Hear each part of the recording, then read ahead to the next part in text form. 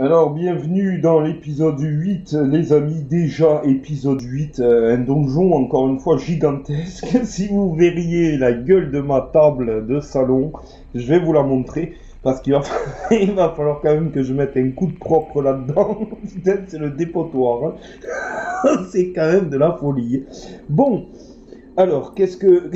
Oui, nous devions fouiller la seconde tombe, les amis. La tombe, ou la tombe. Alors, le guerrier va se mettre là et ouvrir la tombe.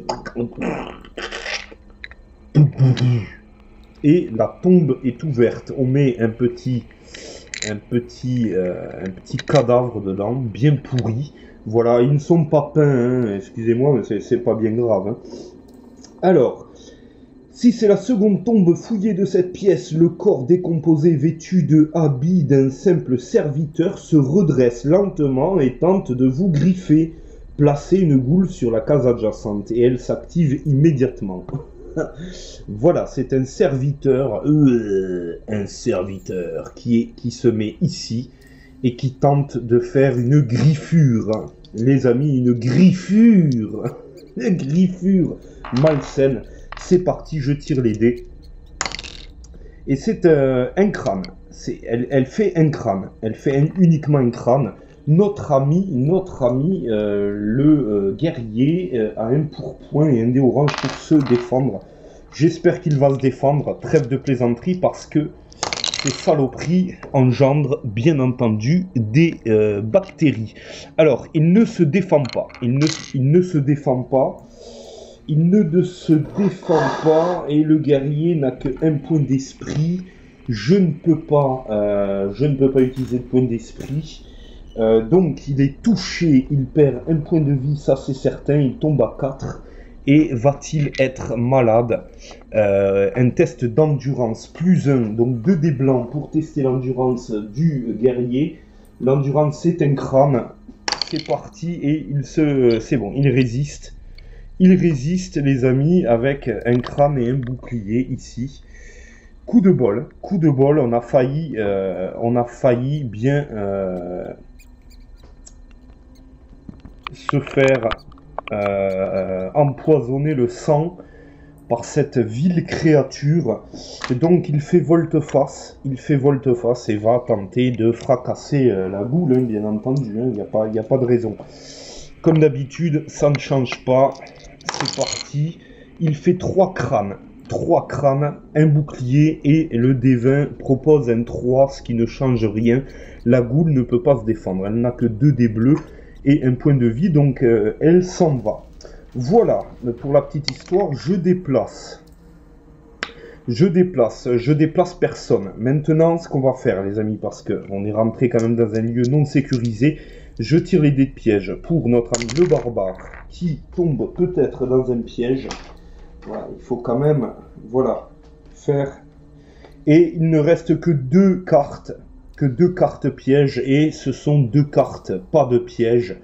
Donc l'histoire est réglée au niveau des pièges, on ne tirera plus de dés de pièges. Et comme je disais précédemment dans un des épisodes précédents, il serait bien peut-être je vais voir, un errata pour pouvoir recharger les pièges dans ce cas de figure, parce que là finalement il n'y a plus de pièges du tout pour le restant de l'aventure, hein. C'est parti. Alors c'est parti pour la guerrière qui 1, 2, 3 se met devant la troisième stèle et va tenter de la fouiller. Si c'est la troisième tombe fouillée de cette pièce, ce cercueil contient le corps putréfié d'un laquais, la couleur rouge du gilet ainsi que le fil doré des épaulettes étant encore visible. Au moment de l'ouverture du couvercle, un gaz méphitique se répand. Ouh là là, tout héros présent dans cette pièce doit effectuer un test d'endurance plus 1. Tout héros qui échoue reçoit une carte état maladie. Et bien voilà, hein, donc comme quoi nous n'aurions pas dû ouvrir toutes les tombes, les amis, mais bon, ça c'est gratuit, hein. Alors, les tests d'endurance pour la guerrière, c'est un bouclier. On va tenter de suite. C'est parti. Et elle ne fait rien du tout. Elle ne fait rien du tout. État maladie pour la guerrière. C'est parti. Pour le nain, l'endurance, c'est un crâne.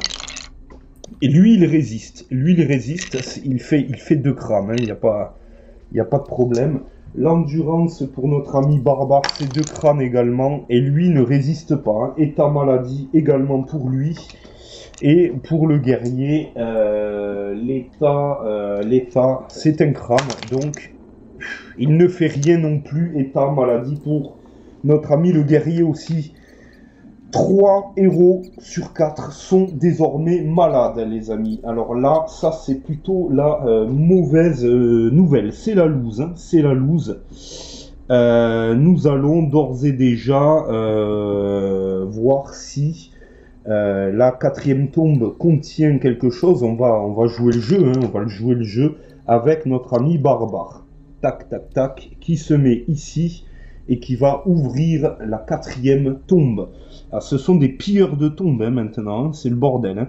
Si c'est la 4e et dernière tombe fouillée de cette pièce, ce cercueil contient le squelette d'une servante à côté duquel vous découvrez un coffret contenant des bijoux d'une valeur de 75 pièces d'or, ainsi qu'une clé en argent. D'accord, une clé en argent.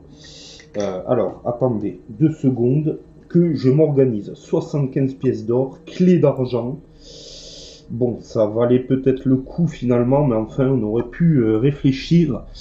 Clé d'argent, ajoutez la carte exploration F au paquet exploration pièces. Le héros qui a trouvé la clé en argent place un marqueur quelconque sur sa fiche de héros pour la représenter. D'accord, bon, je l'ai noté, il n'y a pas de problème. Carte exploration F, les amis, et je l'ai ici. C'est très bien. Nous avons une clé en argent, les copains. Alors, ce que je vous propose, c'est de faire une petite ellipse et on va se retrouver une fois que j'aurai mis un peu de propre sur la table parce que, regardez, finalement, regardez, regardez l'état de la table, quoi. Regardez. Je n'ai plus 1 cm², même pour manger. Là, je commence à avoir faim. Je vous dis, ça commence à creuser toutes ces aventures. Donc, je mets un coup de propre et on se retrouve dans un endroit propice pour pouvoir placer cette fameuse pièce. Et on verra ce qu'il advient pour la suite. La pièce a été placée, les amis. Donc, la porte s'ouvre sur une pièce empreinte de calme et de sérénité. L'endroit est accueillant et sûr, un refuge contre toutes les horreurs auxquelles vous avez dû faire face jusqu'ici. Des torches éteintes sont disposées sur les murs et une fois allumées, vous apercevez la rune du dieu mort, gardien des morts et des rêves sur le mur qui vous fait face. Placez le pupitre du sorcier et le coffre numéro 2, puis placez une pièce menant à un endroit inexploré. Et chose que je vais ignorer puisque je n'ai plus de carte donjon. Donc on va s'appuyer uniquement sur les passages secrets d'ores et déjà, les amis. Placez le pupitre du sorcier, d'accord, ok. Donc cette pièce ne devait être ouverte uniquement avec la clé en argent. Donc le barbare à la clé en argent, il est rentré. Piste d'événement, c'est un crâne, on avance. On est sur la case 18, il me semble. Donc on rentre... Petit dé, c'est un 5.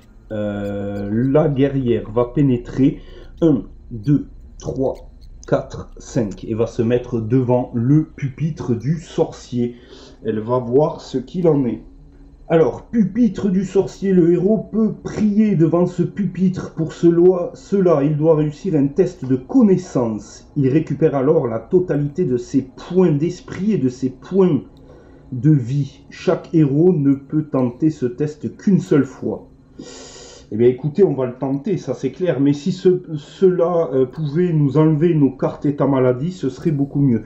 D'ailleurs, en parlant de ça, la guerrière va faire son test immédiatement. Donc c'est un crâne. C'est un crâne. Non, la guerrière doit...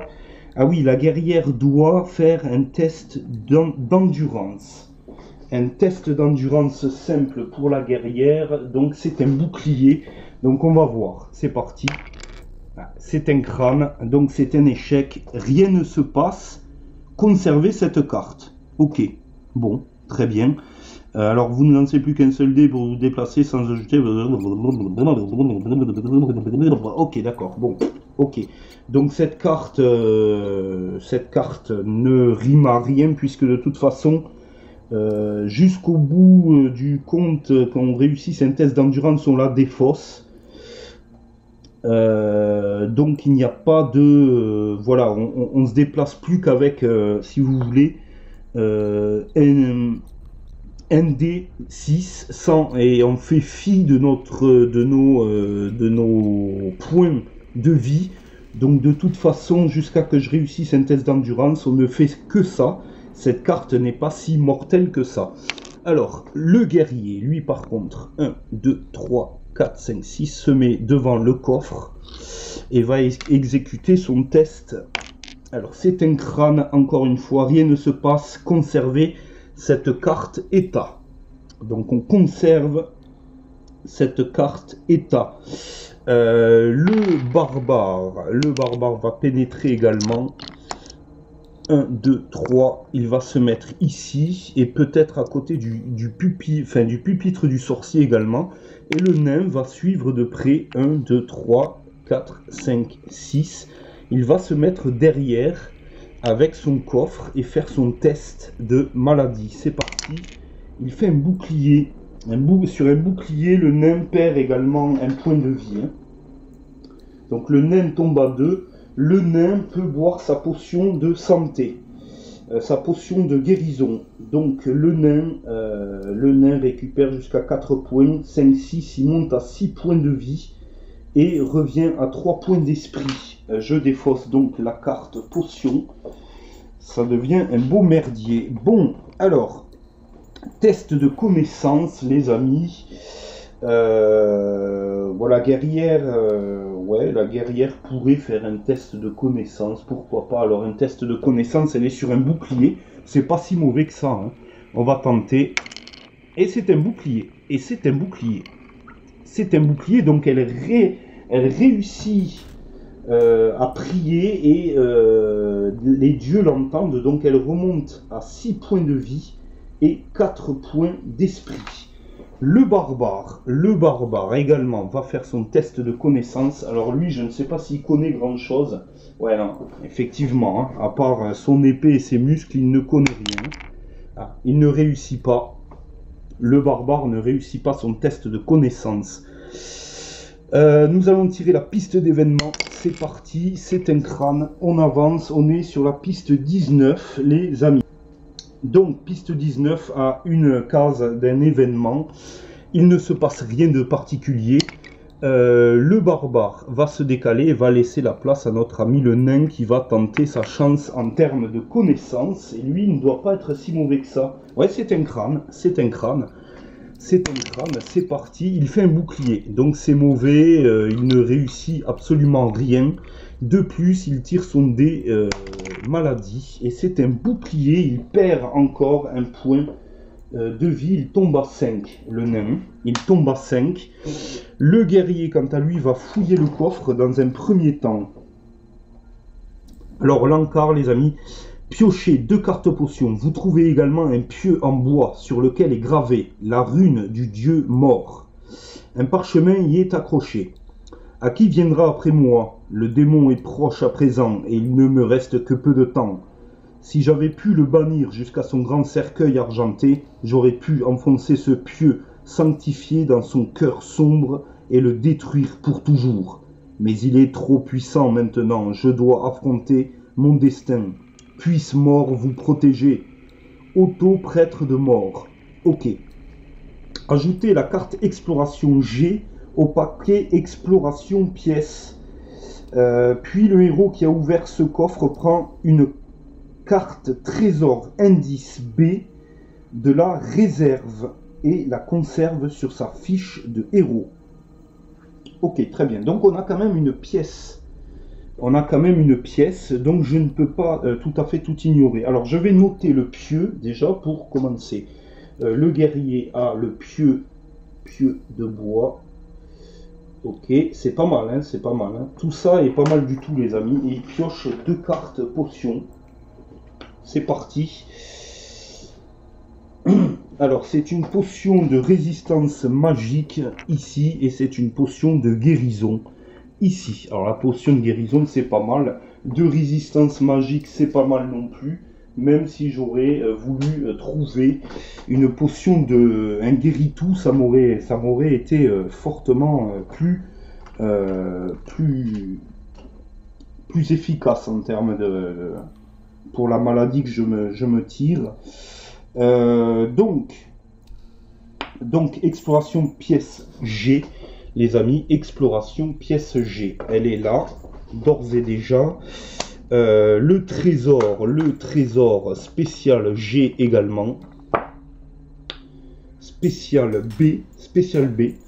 Et donc on le met sur la carte, la case de notre ami guerrier qui est là. Et donc voilà, hein, donc on est sûr maintenant qu'on a affaire à un vampire, un comte vampire. Donc ça va être tendu les amis. Je mets la pièce en place. Alors finalement je vais mettre une porte là où il y a le barbare ici. Et puis on va continuer l'aventure puisque nous sommes arrivés à la pièce spéciale G. C'est parti. Cette pièce est bien différente des autres que vous avez visitées dans ces caves infernales. Un candélabre posé sur un vieux bureau de chêne diffuse une lumière chaleureuse. La flamme de ces bougies éclaire une vieille bibliothèque garnie de nombreux livres fort anciens. Mais votre regard est plutôt attiré par l'occupant de ce lieu. Assis sur un grand fauteuil, un homme d'un certain âge vous observe. Pourtant, en le regardant avec plus d'attention, il semble jeune et vigoureux, et dans ses traits, vous reconnaissez le comte. Se pourrait-il que cet homme soit son oncle défunt? Son sourire s'accentue face à votre désarroi, et la lumière des bougies éclaire ses longues canines. La nature du monstre qui vous fait face vous glace le sang. Et voilà, donc nous sommes dans l'antre de rude guerre, les amis. De quoi finir cet épisode en beauté. Alors on aura un autre épisode pour le combat, hein, ça je vous le dis, parce qu'il y a trop de choses à gérer. On va y venir avant d'entamer le combat. Donc j'ai déjà placé tous les éléments. Le comte Rutger a les mêmes caractéristiques que celles indiquées sur la carte monstre vampire de la réserve, la carte que vous voyez s'afficher sur votre écran. Il utilise l'ordre de ciblage E. Au cours de son activation, il pioche une carte sortilège du chaos au hasard et la résout. Puis il attaque normalement sa cible au corps à corps. Pour ce faire, il peut effectuer 2 déplacements au lieu d'un. Un déplacement avant de résoudre son sort et un déplacement pour atteindre sa cible au corps à corps. Les amis, ça va pas rigoler beaucoup. Le comte dispose d'autant de points de vie que le nombre de héros plus 4, autrement dit, il en a 8. Il est immunisé contre les effets des eaux bénites. Lorsque le comte a perdu la moitié de ses points de vie arrondis à l'inférieur, lisez le texte suivant. Et tout cela sera pour la prochaine épisode, les amis. J'enlève cette lueur nocturne, on est clair, voilà. J'avais fait un petit cachet clair-obscur comme ceci. Ce qui va se passer maintenant, les amis, ce qui va se passer, c'est que j'ai tiré la piste d'événement qui s'est arrêtée sur la case 20. Je vais vous lire donc le 20e événement, 20e et dernier événement de cette quête absolument extraordinaire. Alors, un vent surnaturel ponctué d'un rire maléfique s'engouffre le long des couloirs. Malgré la peur que vous ressentez, vous n'avez rien. Par contre, vous voilà subitement sans lumière. Toutes vos sources de lumière sont éteintes. Alors, le pouvoir maléfique du comte Rutger a fait simplement que nos torches se sont éteintes. Il a une aura absolument puissante et maléfique. C'est une saloperie, je ne vous explique que ça. Alors, qu'est-ce que l'on va faire? Là, je vais tirer immédiatement les dés maladies des 3 protagonistes qui sont infectés, n'est-ce pas? Et on va voir ce qu'il en est. Alors, on va tirer le dé pour le guerrier qui fait un bouclier et qui perd 1 point de vie. Ça c'est fait. La guerrière qui fait un test d'endurance et qui fait donc un bouclier, donc elle défausse sa carte. Ça c'est la bonne nouvelle. C'est la bonne nouvelle, elle défausse sa carte. Attendez voir.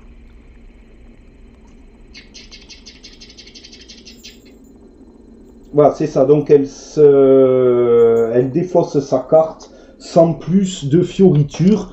Et le nain, quant à lui, fait un crâne. Rien ne se passe pour le nain, donc il reste en place. Hein. Le nain reste en place, il n'y a aucun problème. Voilà, les amis, pour la prochaine fois, donc la guerrière n'a plus de cartes maladie. Le guerrier et le nain ont des cartes maladie, à savoir que dans cette pièce, il doit y avoir autant de chauves-souris que le nombre de héros plus 2. Alors là, vous ne voyez pas parce que je projette une ombre. Donc, je n'ai pas assez de chauves-souris, hein, les amis. Je n'ai pas assez de chauves-souris. Il y en a 1, 2, 3, 4, 5 déjà pour commencer. J'ai mis un marqueur crâne ici, dans l'angle, pour signifier la 6e chauve-souris qui entoure le comte Rudger. Ces chauves-souris nous attaqueront en premier et après, nous aurons affaire au comte qui aura ses sortilèges du chaos avec lui. Voilà les amis pour la petite histoire. Si vous voulez voir ce combat épique, n'hésitez pas à cliquer sur la prochaine vidéo qui viendra tantôt. Peut-être déjà est-elle déjà lisible sur la playlist, je ne sais pas. Vu que je fais des montages un tout petit peu plus sophistiqués maintenant, ça me prend plus de temps. Donc on va voir, hein, on va voir. Mais cette vidéo a déjà d'ores et déjà bel et bien duré. Récapitulatif, nous avions fouillé les 4 tombes de la pièce du fond du donjon. 2 héros sur 4, 3 héros sur 4 avaient chopé des maladies. Des ghouls étaient sortis, enfin c'était absolument infect. Et nous sommes arrivés devant la porte où il y avait le pupitre du sorcier. Nous avons pu prier devant, ce qui a rétabli pour certains d'entre eux leurs points de santé et d'esprit. Nous avons trouvé un coffre avec un pieu de bois. Nous avons trouvé également l'indice B pour le trésor que j'ai mis de côté également. Des cartes potions. Le nain a le fléau des bêtes. Doit-on, bonne question d'ailleurs, hein, doit-on considérer le comte comme une bête? Parce que quand même, le monsieur, s'il se transforme pas en chauve-souris, c'est en loup. Si c'est pas en loup, c'est en vapeur. Enfin, c'est une belle saloperie. À savoir si l'épée peut fonctionner, on le verra, je ne sais pas, on verra. Peut-être, peut-être pas. En tout cas, monsieur le comte est immunisé contre les eaux bénites, donc la flasque que nous avons récupérée ne nous servira à rien contre ce beau diable. Je vous souhaite une bonne fin de journée ou un bon début de soirée ou ce que vous voudrez. Et nous, on se retrouve pour le prochain épisode, pour le début de ce combat légendaire, les amis.